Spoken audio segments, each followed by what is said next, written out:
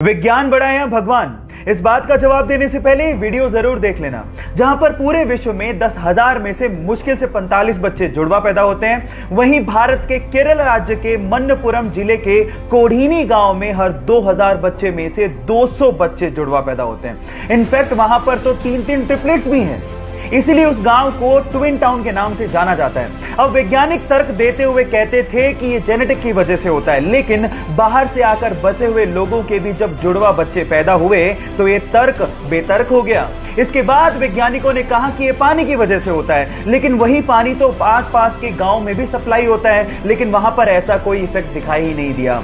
विज्ञान के पास ऐसी बहुत सारी कहानियां हैं जो कि अनसुलझी हैं। अब आप लोग बताइए, विज्ञान बड़ा है भगवान? चैट में लिखना मत भूलिएगा।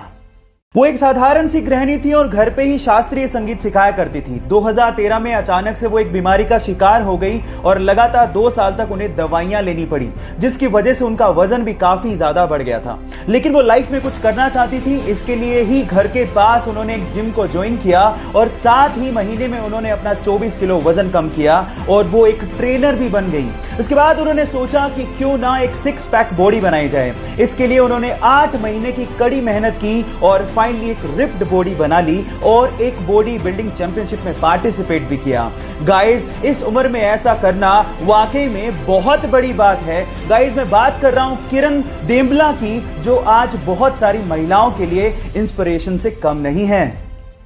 जहां एक और हम इंसानों की लालच की वजह से बहुत सारी पशु और पक्षियों की प्रजातियां इस धरती पर लुप्त होने की कगार पर है, वहीं कर्नाटका के मैसूर में एक व्यक्ति ऐसा है जो अपनी कोशिशों की वजह से पक्षियों की लुप्त होती प्रजातियों को बचाने की एक बहुत बड़ी कोशिश कर रहा है। उसने 1 एकड़ में फैला एक पक्षीशाला बनाया है, जहां पर 468 से ज्यादा प्रजातियों के 2000 पक्षियों की रखरखाव, उनकी देखभाल, उनका इलाज और उन्हें फीड किया जाता है।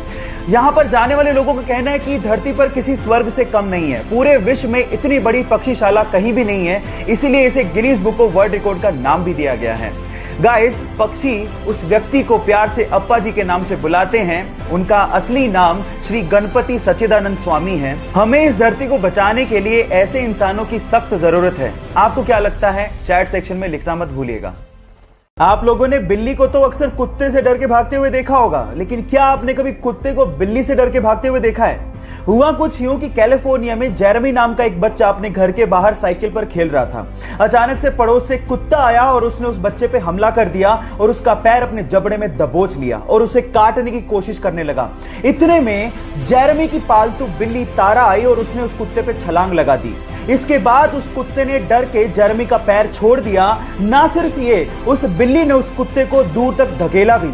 जैसे ही ये सीसीटीवी फुटेज इंटरनेट पे डाली गई, वो रातों रात वायरल हो गई। उसके बाद उस तारा बिल्ली को बहुत सारे अवार्ड दिए गए और आज उसे कैट हीरो कैट के नाम से जाना जाता है। गाइस, यहां सीखने लायक बात यह है कि आप बाहर से चाहे कुछ भी हो, अंदर से आप अपने आप को कैसा मानते हो, मायने सिर्फ उसी बात के ही हैं। एक पेंगुइन प्रदूषित पानी में फंसकर तेल से पूरी तरह से भीग चुका था और भूख से तड़प रहा था। पास से जाते एक व्यक्ति ने जब ये देखा तो उससे रहा नहीं गया और वो उसे गोद में उठाकर घर ले आया और 7 दिन तक लगातार उसके पंखों को नहलाता रहा ताकि तेल पूरी तरह से निकल जाए। इसी बीच वो उसे मछलियां भी खाने को देता रहा। कुछ ही दिनों में वो पेंगुइन पूरी तरह से स्वस्थ हो गया। फाइनली वो उसे समंदर में छोड़ने गया। लेकिन वो कहते हैं ना कि इंसान एक बार अपने ऊपर किए गए एहसान को भूल जाए, लेकिन ये पशु पक्षी कभी नहीं भूलते। वो 8000 मील हर साल तैरकर उस व्यक्ति से मिलने आता है और कुछ ही महीनों में वापस लौट जाता है। गाइस, देखभाल और प्यार का कर्ज चुकाना और उसे निभाना किसे कहते हैं, आप इन बेजुबान जानवरों से सीख सकते हैं। किसी फिल्म को ऑस्कर मिलना एक बहुत बड़ी बात है, लेकिन ज्यादातर एक इंग्लिश मूवी या फिर यूं कहें कि एक हॉलीवुड मूवी को ही ऑस्कर अवार्ड दिया जाता रहा है। लेकिन ऑस्कर 2020 में रिकॉर्ड टूट गया, क्योंकि इस बार बेस्ट फीचर फिल्म का अवार्ड एक नॉन इंग्लिश मूवी को दिया गया। ये एक कोरियाई मूवी है जिसका नाम है parasites. And the Oscar goes to parasite. इसकी स्टोरी का अंदाजा आप इसके नाम से थोड़ा बहुत लगा सकते हैं। पैरासाइट्स का मतलब परजीवी जो दूसरों पर ही आश्रित रहते हैं, लेकिन कभी कभार जिस पे वो आश्रित हैं वो उसी को ही नुकसान पहुंचाने की कोशिश करते हैं। दुनिया भर में ये अपनी स्क्रीन प्ले और स्टोरी के लिए सुर्खियां बटोर रही है और इस फिल्म में ये साबित कर दिया कि अगर स्क्रीन प्ले और स्टोरी में दम है तो भाषा कोई मायने नहीं रखती है।